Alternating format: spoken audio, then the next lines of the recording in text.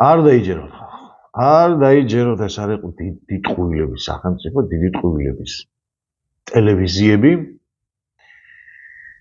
ამიტომ რომ ვითხოვ ტელევიზიის გახსნას და ვერადავერ დადგა თავი და არად არ გამოჩნდა ვინმე ადამიანი. ეს ბულიანი და ერთი ადგილი რო აგესეთ. იმიტომ რომ ყველაფერს ცხელ-ცხელად განახებდით.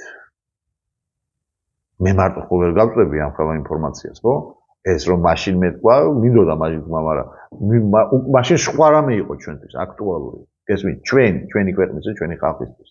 და იმაზე ვიყავი გადართული და მთელი ორი კვირა არ დამიძინია და მაგას ვაკეთებ. ამიტომ ინფორმაციას ემატება და ეხლა დღეს 25 წელია, მით თუ მეტეს ძალიან დატვირთული იქნება და მწირდება ძალიან მასიური მუშაობა. და ბუნებრივია მე მარტო ამას ვერ მოვერები. მოკლედ, შემოკარგება. ეხლა სანამ ამ ნაწილს ბოლომდე ჩავიდოდეთ, მანამდე მინდა აგიხსნათ კიდევ ერთი რამ. უпроსოდ დაგიმტკიცოთ, რომ ამათ ერთი ხელი მართავს. ეხლა ნახეთ რა შეასაკა. რო გამოუშვეს ეს ბაიდენი ხო იცით ახლა როგორი მოხუციც იყო და მე თლად საერთოდ აურდაურია ყველაფერი, ხო?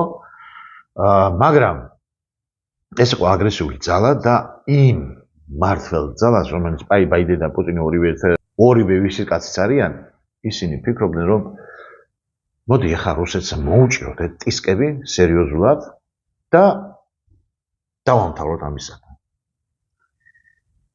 მისცეს ბაიდენს თავისი ასე ვთქვათ პერიოდი და ბაიდენმა ვერ დაამთავრა.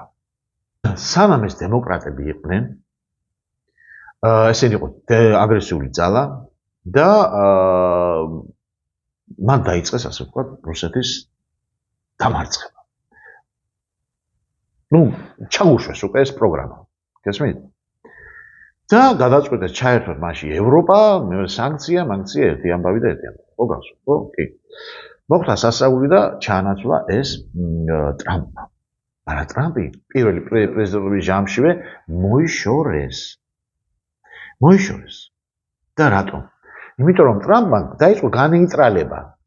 ტრამპი ხედავდა, რომ სახელმწიფო ინგრევა. იმიტომ მიდის იმდენი ფინანსები იქითკენ, გამიგედა რომ ამას გადაყავებოდა. ნახეთ ახლა მე კიდე რაც გეუბნებით, ტრამპი თავისას კიდე ამბობს.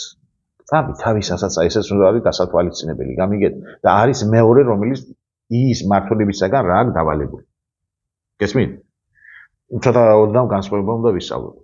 ეხლა ნახეთ როგორ არის ამბავი. მოვიდა ტრამპმა რომ დაიწყო განეიტრალება, ხედავენ რომ კიდე პატარა ძალა, კიდე 1-4 წელიწადი და ამას დედასუტირებდა, გამიგეთ და ტრამპი ესეთი როგორც წინათ გითხარით, ესეთი სოფლის ისტორიაში, მithumetes ამერიკის ისტორიაში არ მოხდა რომ არსებულ პრეზიდენტს, აი ფუნქციონალურ პრეზიდენტს გაუყალბეს არჩევნები. ესე იგი რომ მოდიხარ ის კი არა კაცო. რომ ხარ პრეზიდენტად და იმ დროს არჩევნების დროს რო გიყალბებენ არჩევნებს. ახლა რამხელა ძალა უნდა ჩარეულიყო, ხო? გაუყალბეს არჩევნები და მოიყვანეს ბაიდენი დემოკრატები. იმ მუშავრმა ძალებმა გადაწყვიტეს რომ ვინც მართავდა ორივე კანდიდატი არის ამათი. არ დაიჯეროთ ხალხო, ომსაც საერთოდ იწყებენ ესენი და ამთავრებენ კიდევ ესენი. ეს არის მათი პროფესია, მათი ტაქტიკა არის ეს. გამიგეთ? ომის დაწყებაც და დამთავრებაც. მაგრამ დამწყები უნდა იყოს აგრესიული ცოტა, ასე ვთქვათ, და მე ვინც ამთავრებს ეს უნდა იყოს მშვიდობის ტრენდი. გესმით? ამიტომ გადაწყვიტეს იმ შავმა ძალებმა რომ კიდე 1-4 წელიწადი იქნება და მოვუგოთ. გამიგეთ? კიდე უფრო მეტი თანხები ჩავდოთ, კიდე ერთი ამბავი, რაღაცა სანქციები, რაღაცები მოუჭიროთ, ვითომ და აქეთ კიდევაც ფუგი აკეთოთ, იმიტომ რომ ომზე კეთდება უდიდესი თანხები. უდიდესი მილიონები ხალხო, ტრილიონები, ხო? და ამაზე მე დეტალებში კიდე მომავალ ნაწილებში ვილაპარაკებ და ხედავთ რა, არ გამოვდით. ანუ გამოდის როგორ? ამათი სანქციებით, პლუს მთელი 59 სახელმწიფოს ჩართვით, პლუს იმ თანხებით ჩაყრით ევროპის, ამერიკის და მოკლედ რა, იმ ხელა ხაზინებიდან თანხები და ჯიბებიდან, რა ვიცი, რა ტრილიონები დახარჯეს და ამასობაში რუსეთის შეაყარა კედელ ცენტრში. ეს ჯერ კიდევ 2023-ში ამერიკელი ექსპერტების, სამხედრო ექსპერტების და მე თვითონ განახედეს რამდენი ყველაფერი განახედეს. მაშინ კიდე ამბობდნენ, რომ რაცო ჩვენო გვეგონაო რომ რუსეთი ისეთი ვიყავითო ჩვენ ინფორმირებული რომ რუსეთი აჰა დაეცემოდა და ნუ მოკლედ ძალა არ ქონდა და არც იარაღი ქონდა არც არაფერი და ესენიო რაცო ყოველთვის რომ გასულასო 1 მილიონი უჯდება ყოველი ბომბის გაშევას $1 მილიონ ხარჯავენო და ბუნებრივია ვერ მოვერებითო წავაგებთო ამ ომს ჩვენ წავაგებთ 2023-ში ამბობდნენ ერთი წლის თავზე როცა ომი დაიწყო 2022 თებერვალში უკრაინასთან ხო და მას შემდეგ გავიდა უკვე კიდევ წელიწად ნახევარი და ხედავენ რომ უკვე კრიზისია აი ხო განახეთ ახლა ეს ვიდეო ტრამპის გამოსვლა კრიზის კიდე დაემატა 4 წლიანი კიდე კრიზისი კიდე ზე დააშენეს კიდე რამდენი ტრილიონი კიდე დაახარჯეს და ამერიკა გამოიფიჭა დაჯდა პრაქტიკულად დაჯდა ნულზე წააგო ყველანაირად ეკონომიკურად სამხედრო მასშტაბით აბსოლუტურად პოლიტიკურად ყველანაირად წააგო და ეხლა თქვენ როგორ გონიათ ეხლა ტრამპი რომ მოვიდოდა და ჩვენ წავაგეთ ომი რუსეთთან და მორჩა ეხლა და ის ასე ხო ვერ იტყოდა გამორიცხულია ამიტომ ეს არის ტაქტიკა გესმით ანუ შენ ბოლომდე უნდა დაუჭირო თუ მოუგებ თუ არა და შემდეგ იმისათვის რომ შენ ბოდიში და ერთი ადგილი რომ კარგად გამოგიჩნდეს ამიტომ უნდა მოიყვანო შენ ყოფილი ვითომ ტრედი რომ აი ჩვენ არ გინდა ომი იმიტომ რომ ვერც გააგზელებ დედა გეტირა უკვე განადგურდა უკვე ხანყალავს ამერიკას ხალხო დაიჯერეთ ცათამჯენებს რო უყურებთ აქედან ისე არ არის საქმე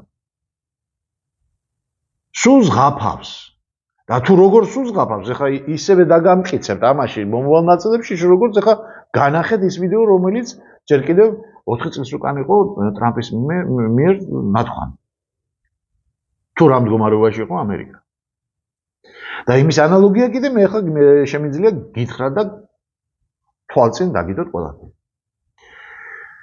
ჩვენ ხო გვახსოვს შევარდნაძის მოსვლა გვახსოვს ხო კი ბატონო დღეს რო ეძახიან ომის პარტია ეს აქაურებზე კი არა ნუ აქაურები ჩართულები იყვნენ რა თქმა უნდა და დღესაც არიან ჩართულები მაგრამ ის ხო შემორჩა ის აპარატი ასე ვთქვათ ბაიდენის ხო თქვენ გონიათ ეს არ არის ომის პარტია ეს ომის პარტია ოღონდ ტექნიკური მოვალ ნაწილებში კიდე გავშეთ ამ თემას მაგრამ მოვიდა რა ქვია შევარდნაძე მოიყვანეს და ეს იყო ომის პარტიის ასე ვთქვათ წარმომადგენელი გააჩაღა ომი თბილისში გააჩაღა ომი სამეგრელოში 6 წლიანი შემდეგ გააჩაღა ომი აფხაზეთში ოსეთში დაიწყო რას თავარია ხო დაიწყო და კიდევაც ჩააბარა გაყიდა პრაქტიკულად ხო მაგრამ ეს 9 წელიწადი წელეს ეს სისტემა 9 წელიწადი და ალოდინეს მის დალპობას მოალპეს შევარდნაძე და მისი სისტემა და მე მოგიყვანეს შიდამწყვეტელი მიშიკა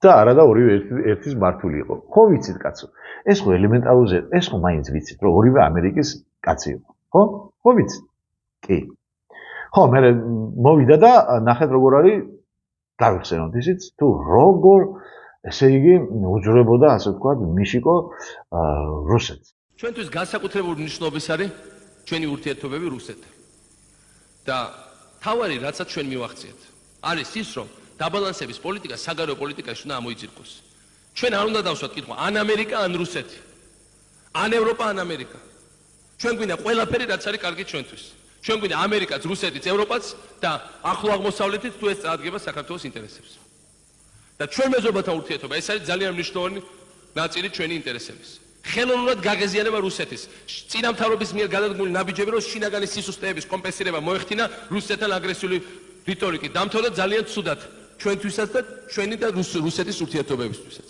სერიოზული პარტიული ურთიერთობების წარმოება რუსეთთან მე მიმაჩნია ჩემ ერთ-ერთ თავარ ამოცანად და ამ ხრივ ჩვენ უახლოეს პერიოდში იმედია მივიღებთ სავიზო რეჟიმის გამარტიების გადაწყვეტილებას, რაც მნიშვნელოვანია, შეიძლება მთლიანად შეცვლა, მთლიანად გაუქმება სწორი არც იყოს, მაგრამ გამარტიება სრულიად აუცილებელია. ჩვენ მივიღებთ ეკონომიკური ახალი პრეფერენციების მიღების გარანტიებს რუსეთიდან, ყოველ შემთხვევაში ამაზე ვლაპარაკობთ. ხო? პუტინზე რას ამბობდა კაცო იმას ისეთი თვალები აქვს, ისეთი კაცია რომ რა ვიციო.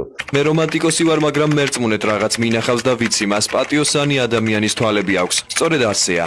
მე ვენდე მას და არ შემწდარ ვარ. მან ყველაფერი შეასრულა, რასაც დამპირდა. ამიტომ დღეს რუსეთში თავს უფრო კომფორტულად გრძნობ ვიდრე სხვა ქვეყნებში. პუტინი უფრო პრაგმატულია, აზროვნების სტილით უფრო თანამედროვე ვიდრე ბევრი დასავლელი პოლიტიკოსი. ჩვენ რუსეთს ყავს პრეზიდენტი, რომელსაც აქვს ძალიან ცივილიზებული სტილით, მანერაც და დარწმუნებული ვარ შეხედულებებით.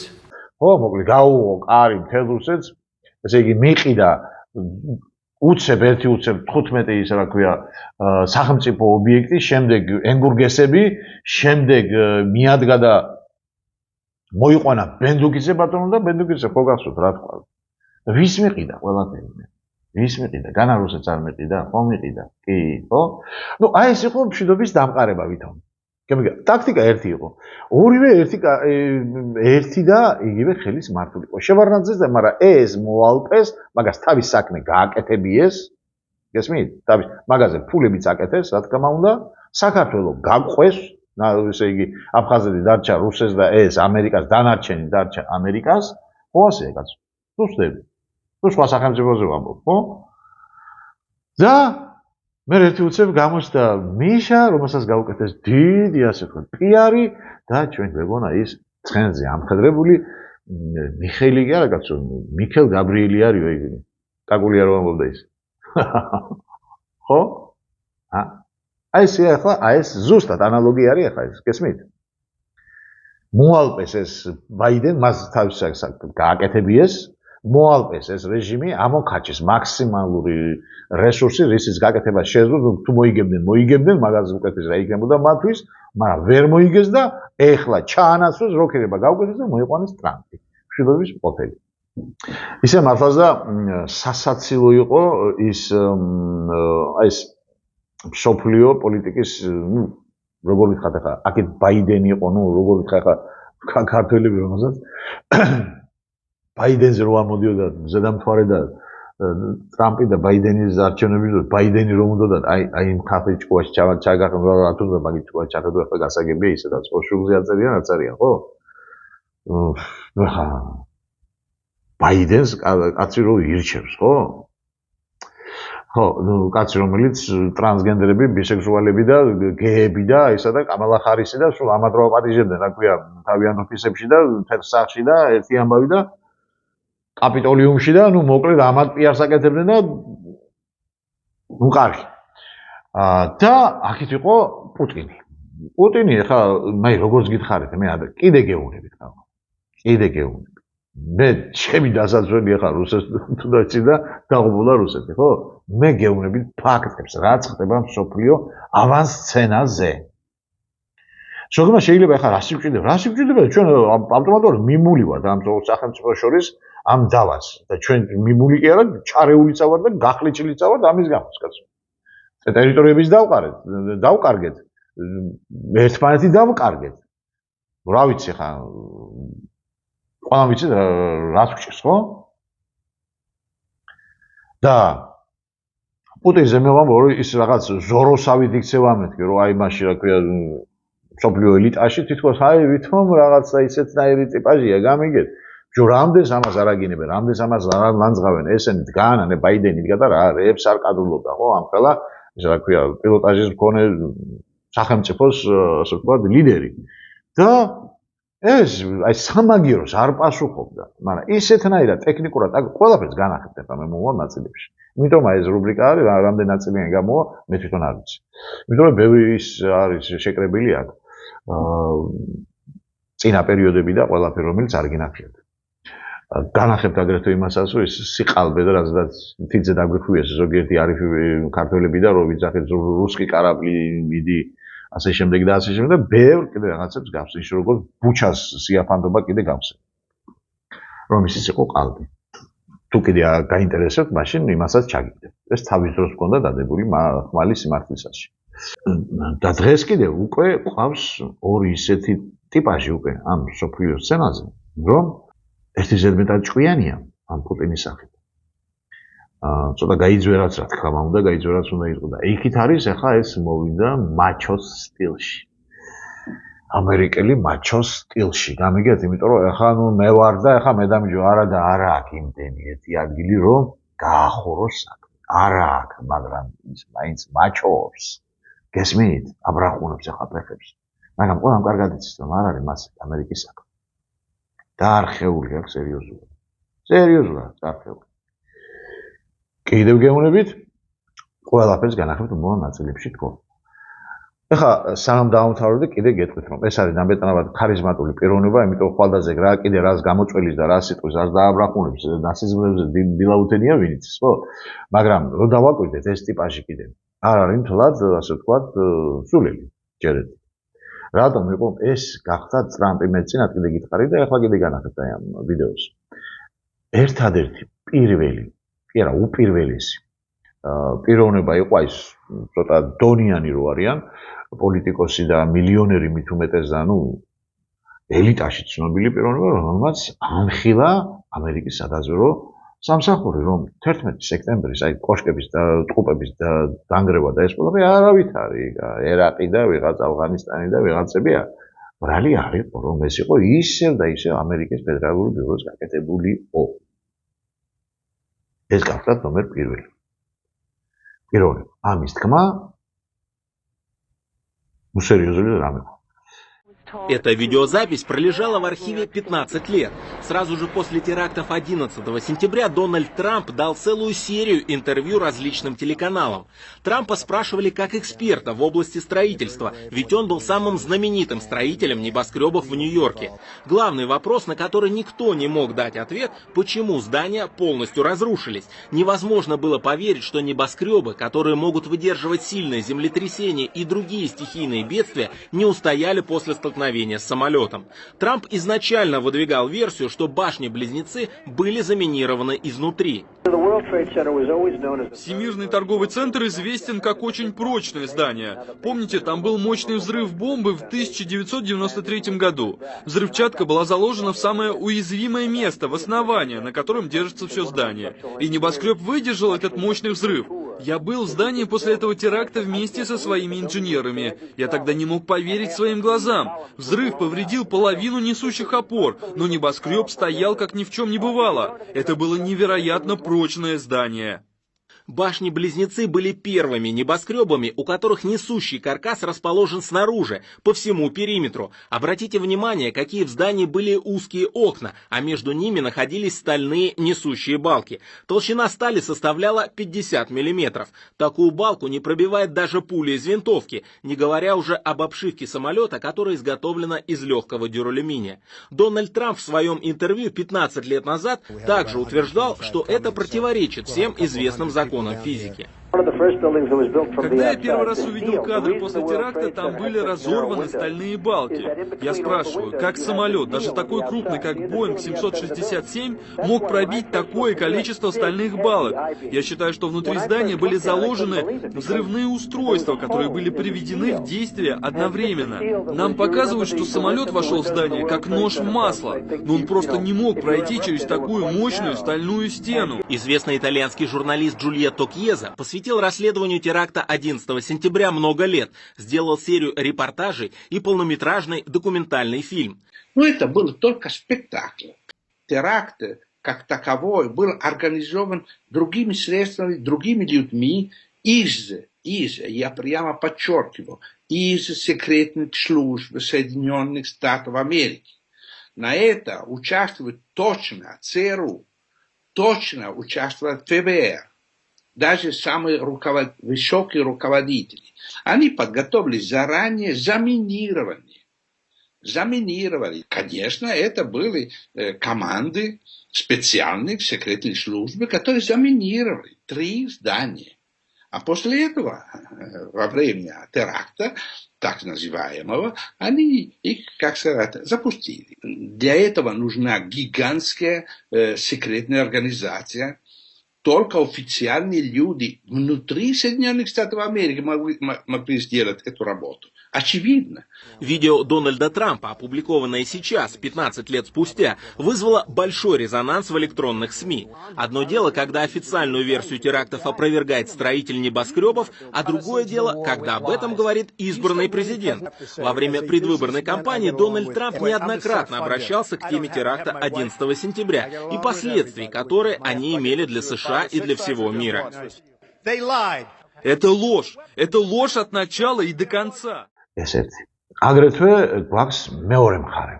როდესაც ის მოვიდა და აი პირველად რომ მოვიდა პირველი პრეზიდენტობის დროს, აი ქრისტიანობა რომ შემოვიდეს, ასე ვთქვათ, სკოლებში რელიგიას სწავლება და ასე ხელი რომ მოაწერა და ესე ირონიულად რაღაც. როგორ ვიტყათ ახლა, ამას უნდა დააკვირდე ადამიანი, თუ არ იცი ადამიანის მანერაში რა გამოშვების და მის აზრში რა იმალება, ну, მაშინ ვერ მიხვდები ამას. გამიგე და უბრალოდ შენ ხედავ იმას, რაც შენ გიხარია, რომ აი ეს რელიგია შემოიტანა მან და დაამოაწერა ხელი და ну, მოკლედ გვირგვი ქრისტიანები უდგანან და ну, მოკლედ ყველა სიხარული და ერთი ამბავი. გამიგე? მაგრამ ეს ყველაფერი ხო ბლეფია. გესმი? ბლეფია, იმიტომ რომ ბოლო ჟამს სწორედაც რომ ქრისტიანებმა თავისი ხელი უნდა მოიყვანონ ანტიქრისტე. და სწორედაც რომ მათი გული უნდა მოეგოთ ბოლო დროს. გვაქვს კიდე მეორე მხარე, როდესაც მან პირველი თავისი მოსვლისგან და ეხლა კიდე რომ მოვიდა, ეხლა მთლად გაანადგურა სოროსთან მისი თელ მსოფლიოში რაც ჰქონდა. სოროსის ეს ობობას ქსელივით გაფანტული თავის ოფისში ყველაფერს დედა უტირა და ეს ჯერ კიდევ პუტინმა გააკეთა ჯერ კიდევ როდის. შემდეგ მან ახლახანს კიდე მოაწერა ხელი, რომ კენედის მკვლელობაზე ხელი მოაწერა, რომ გამოძიებულიყო, თქვენ წარმოიდგინეთ ახლა, და ფინიშისაკენ ახლა მე გეტყვით ასეთ რაღაცას, რომ მან ერთ-ერთ გამოსვლაში თქვა, ასე და იმასაც კიდე გეტყვით კიდე. განახებთ აი ამ კადრს. როდესაც მან ახსენა ასეთი რამ, ამერიკის მტრებიო. აქ არ იგულისხმებოდა ჩემო კარგებო რუსეთი და ჩინეთი. არა. აქ იგულისხმება სწორედაც რომ ის ანგლო-საქსონური კლანი, რომელიც მართავს მსოფლიოს და თავად ამერიკასაც. გესმით ახლა, აი ამ მომენტში უკვე ჩვენ გვჭირდება სერიოზული დაფიქრება. ტიპაჟი არის კიდევაც თავისი ჭკუითაც რომ მოქმედებს ისეთი და არის რომელიც სისტემასაც რო ექვემდებარება ისეთი. ისეა პუტინი კიდე. ამიტომ ჩვენ უნდა მივხვდეთ თუ იმ ძალას რომელიც მართავს ამათ რა უნდათ მათ ესეთი. და იმ და მეორე იქ იმ ძალაში ხო არ არის განხეთქილება ან დაპირება ხა მე რაზე გეუბნებით რომელსაც რეალობაში არ ვიცით და ვერ წხედავთ ისეთებს ჩვენ ვისაც ვხედავთ ესენი არის ფიგურები რომელიც თამაშობენ მსოფლიო პოლიტიკურ ბალანს. გესმით? ეს ძიმპინი, აქეთ ტრამპი, აქეთ ერდოღანი, აქეთ პუტინი, ჩვენ საერთოდ ვინ ვართ ხო ამაში, მაგრამ როგორც გითხარით ჩვენ ამაზე ვართ მიმული. ამ პოლიტიკაზე, ამ მსოფლიო პოლიტიკაზე. ამიტომ რაღაცნაირად უნდა დავბალანსდეთ, ჩამოვყალიბდეთ და უნდა გავერკვეთ თუ რა ხდება იქ და თუ ვინ მართავს იმათ კიდე და თუ რა ძალებია კიდევ იქ ჩარეული. იმიტომ რომ დღეს მსოფლიო უკვე გადადის ბალანსირების ეპოქაზე. ეს ერთი. და მეორე გადავდივართ მეხუთე განზომილებაში. და ეს ნუ გონია თქვენ შემოკარგებო რომ ეხლა ჩვენ რაცა გვაქვს ცხოვრობა იქნება ცოტა ხანში. არ იქნება. არ იქნება. შეიცვლება. ჩვენზე არ არის ეს დამოკიდებული. ჩვენ რაც არ უნდა ვიბრძოლოთ, ჩვენ ამას ვერ მოვერიეთ. ისე როგორც ვერც კოვიდს მოვერიეთ საქართველოში. და გახსოვთ მე კოვიდ რო დამთავრდა მაშინ რა გითხრა.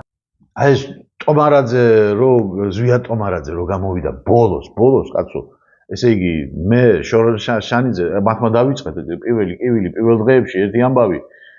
მე ფილმზე მასე დოკუმენტებზე ვანახებდი ხას მომყავდა ჭუაზე და გავიდა წელიწადნახევარი და ბოლოს გამოვიდა ზვიად ტომარაძე კაც შეუძლია გავგონია ის და ამან დაიწყო ეს პარადების წაყვანა, მე სიები შევაგროვო და მე იქ სადღაც შევიტანო და არც მე დამიძახა, არც იმას, არც ამ გესმით ახლა და მაშინ რას ვამბობდი რომ კი მე კი გეუბნებით ასე ვთქვათ, იმიტომ რომ გამოგაღვიძოთ და ბევრმა არ გაიკეთოთ ეს ვაქცინა და ერთი ამბავი და რო არ დაიხოცოთ, იმიტომ მე კი გამიგეთ, მაგრამ ამას ჩვენ მორევით ახლა ავჯანყდეთ და ერთი ამბავი ვერ გავაკეთებთ, იმიტომ რომ ციხიდან უნდა იმიტომ რომ ციხე შიგნიდან უნდა გაწყდეს თქო და სანამ იქიდან არ გადაწყდება მანამდე აქ ჩვენ ვერ მოგვართ, მაგრამ ჩვენ ხო უნდა ქონოდა რაღაც პროტესტი გამიგეთ და ცოდნა ხო უნდა ქონოდა ელემენტარული რო არ გაგვერჭვა ამდენი ვაქცინა და რო არ დავხოცილიყავით მაგრამ იმის თქმა მინდა რომ სანამ იქიდან არ აუნთეს მწვანე გამიგეთ მაგრამ აქ რაღაც აქტივობა ხო უნდა გასაკეთებელი რომ ვიღაცა სახელი მიეწერა და გამოვიდა ზვიად ტომარაძე ვასაძეს ასე ვთქვათ ძმაკაცი რომელიც ვასაძეს თვითონ ყოლდა ის რა ქვია რუსეთში სპუტნიკი ვაქცინა გამოჩნდა იქიდან ფულებს აკეთებდა და ვასაძე თვითონ კიდე თქვა მე რა არისო მე თვითონ გავიკეთებო და ძალიან კარგია რომ გავიკეთებო კაცო გესმით აი ესე ამიტომ რომ ზემოდან უნდა გადაწყდეს ეს ყველაფერი გამიგეთ ზემოდან უნდა გადაწყდეს ყველაფერი და იქ რო გადაწყდება და მერე ის მომავალი ასე ვთქვათ ფანდელი რაც გველოდება უცხო ხო ჩვენთვის და ასე ვთქვათ გარდამავალ პერიოდში ჩვენ უნდა მივხვდეთ მაინც თუ როგორ მოვიქცეთ და როგორ გადავიდეთ ისე რომ ნაკლებად ასე ვთქვათ დავზარალდეთ გესმით ეს არ აღწდება ახლა არ აღწდება ისე როგორ გამეს დილა მოყვება ისე არ აღწდება ეს მომავალ ასე ვთქვათ პერიოდში გადასვლა ეპოქაში გადასვლა პრაქტიკულად ჩვენ ზნეობრივად ყველანაირად უკვე მომზადებული ვართ ამისთვის გამიგეთ მაგრამ გამზადებთ იმისათვის რომ ნაკლებად მყინვეულად და ნაკლები ზარალით გადავიდეთ გამიგეთ ყველა ვერ გადავა ბუნებრივია ამიტომ ჩემო კარგებო მოვემზადოთ ჩვენ გამოიწერეთ ეს არხი და დაელოდეთ მომავალ ნაწილებს ვინაიდან სერიოზულ თემებზე მექნება საუბარი ის რასაც ვერ ვამბობდი შარშან წინ მაგის წინ და ასე შემდეგ დღეს უკვე დროა ამის თქმისა და ამის გაგების ისათვის რათა ჩვენ ვიცოდეთ უმრავლესობამ თუ როგორ გავართვათ თავი მომავალ მყინვეულ ნაბიჯებს და როგორ გადავლახოთ ეს დიდი ბარიერი რომელსაც ქვია ეპოქალური გადასვლა კარგად გრძანდებოდეთ მომავალ შეხვედრამდე